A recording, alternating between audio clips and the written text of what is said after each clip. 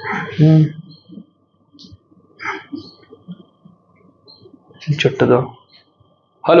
जी, नमस्कार साथियों।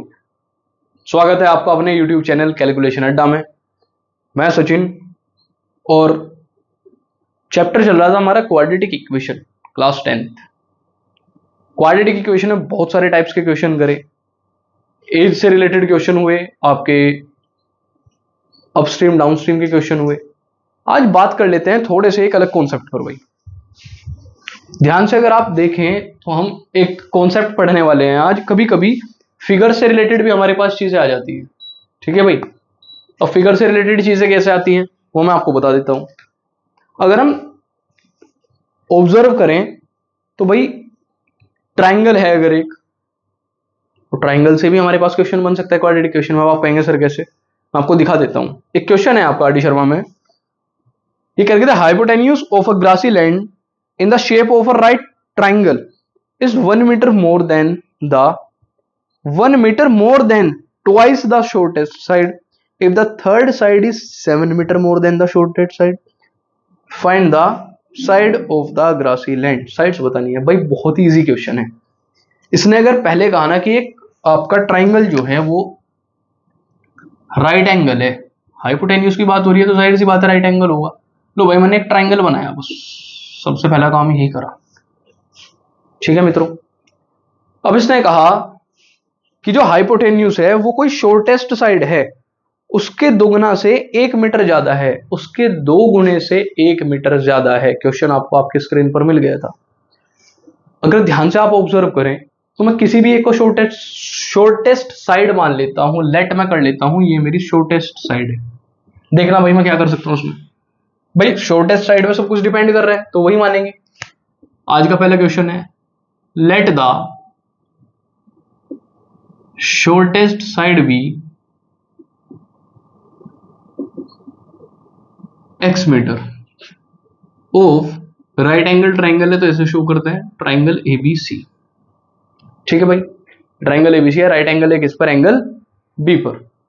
फिगर बना के बहुत सारी चीजें आसान हो जाती है। मैंने कहा है कि अगर ट्रिग्नोमेट्री से रिलेटेड कुछ भी क्वेश्चन फंसे, फिगर बनाते ही उसे आसान कर लो भाई, पहली चीज। नेक्स्ट, इसने कहा कि जो हाइपोटेन्यूज है, हाइपोटेन्यूज क्या है भाई इसमें, एसी।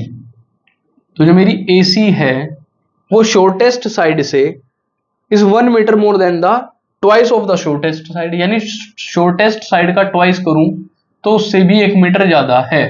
ये है मेरी हाइपोटेन्यूज। और इसने कहा जो थर्ड साइड है, third side is 7 metre more than the shortest side.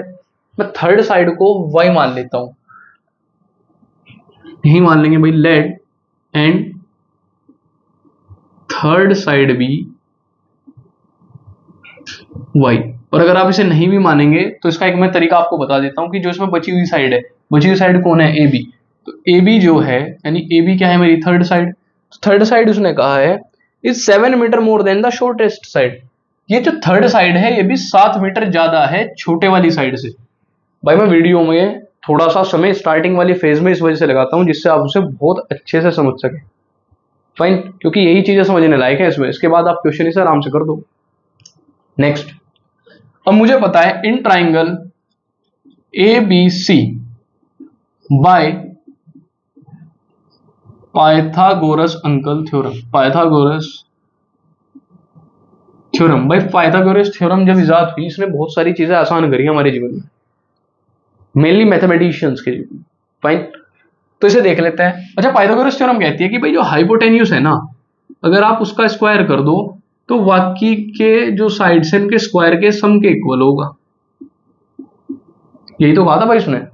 देखना जरा, AC है मेरा 2x + 1 का होल स्क्वायर, AB कितना है भाई, x + 7 का होल स्क्वायर, और BC तो मेरी शॉर्टेस्ट साइड है ही, ये मैं क्या मान के चलूं, x स्क्वायर कर दिया डायरेक्ट।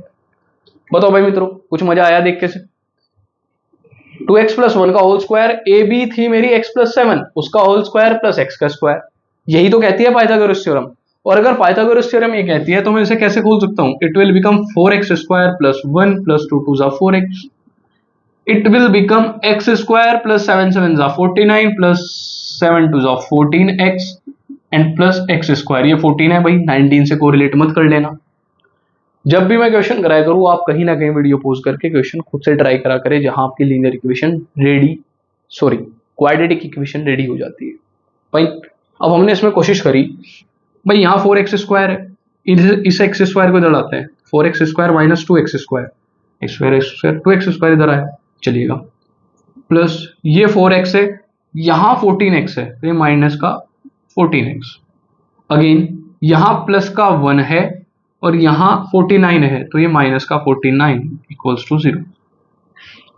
सारी चीज एक तरफ ले आया, 4x माइनस 2x स्क्वायर तो 2x स्क्वायर, 4x माइनस तो ये माइनस का 10x और 49 प्लस 1 तो माइनस का 48 इक्वल्स टू 0।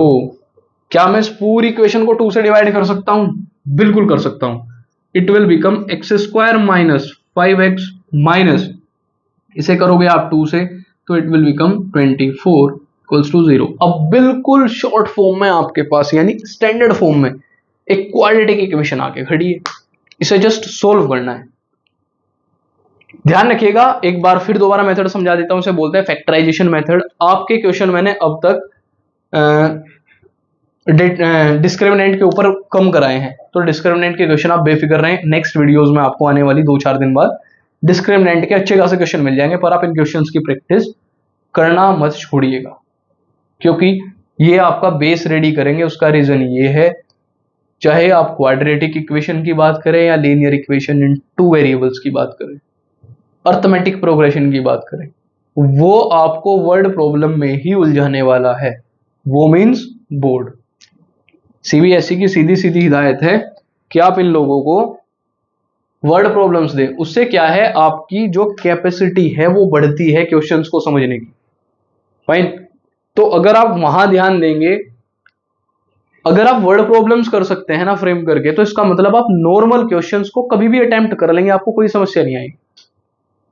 पर समस्या क्या क्रिएट करती हैं? वो एक 3 लाइन की लैंग्वेज इंग्लिश में लिखी हुई और वो अंग्रेजी माध्यम की चीजें डिसबैलेंस करके चली जाती है। चलिएगा, x square minus 5x minus 24, यानी माइनस या प्लस करके मेरे पास 5 आ जाए और मल्टीप्लाई करके 24 आ जाए। है कोई ऐसा नंबर? बताइए। मेरे पास एक ऐसा नंबर है 8 और 3। अगर मैं 8 से 3 को माइनस कर दूं तो मेरे पास 5 आता है, और अगर इन्हें मल्टीप्लाई कर दूं तो मेरे पास क्या आएगा भाई? 8 3 24 24, तो ये हो जाएगा x square minus 8x and plus 3x minus 24 equals to 0। चलिए, बहुत अच्छी बात है। तो यहां से अगर मैं एक बार x कॉमन लेता हूं तो अंदर बचेगा x माइनस 8, और यहां से प्लस का 3 कॉमन ले लूं गलती से तो यहां भी बचेगा x माइनस 8 इक्वल्स टू 0। इसे और सोल्व करो, x माइनस 8 कॉमन लिया तो यहां से x प्लस 3 कॉमन आया इक्वल्स टू 0। क्या कहती है वही इक्वेशन? ये इक्वेशन कहती है कि क्या तो x माइनस 8 0 रहा होगा या फिर x प्लस 3 0 रहा होगा। तो क्या तो x की वैल्यू 8 आएगी या x की वैल्यू माइनस 3? ओ समस्या।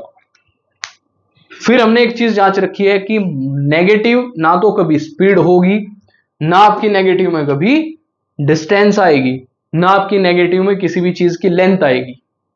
तो ये है क्या?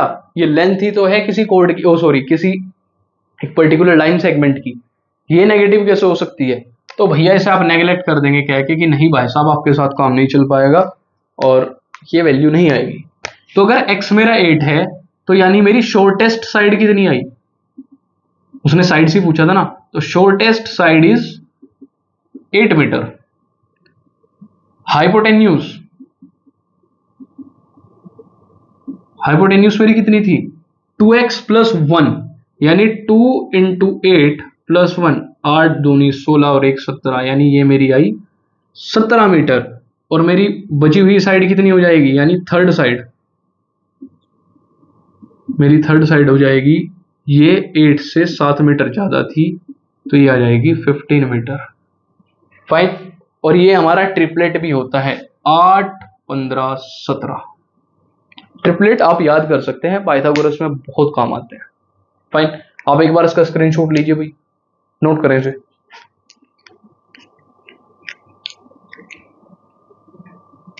जी, तो इसका स्क्रीनशॉट आपने भरपूर तरीके से ले लिया होगा।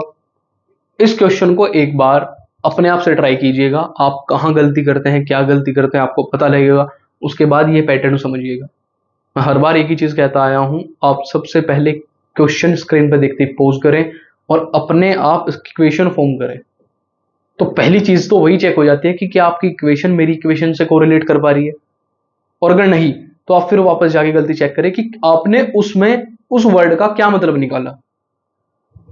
कई बार समझ, हम कभी कभी इंटरप्रिटेशन गलत कर जाते हैं, तो वो चीज हमारे लिए फिर नुकसानदायक रहती है। तो आपको सबसे पहले देखना है कि आप उसमें क्या चीज देख रहे हैं।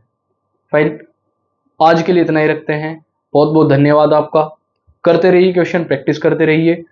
बारिश हो चुकी है हमारे यहाँ, घर बैठे स्वस्थ रहें और क्वेश्चन प्रैक्टिस करें भरपूर तरीके से। Thank you so much, bye bye.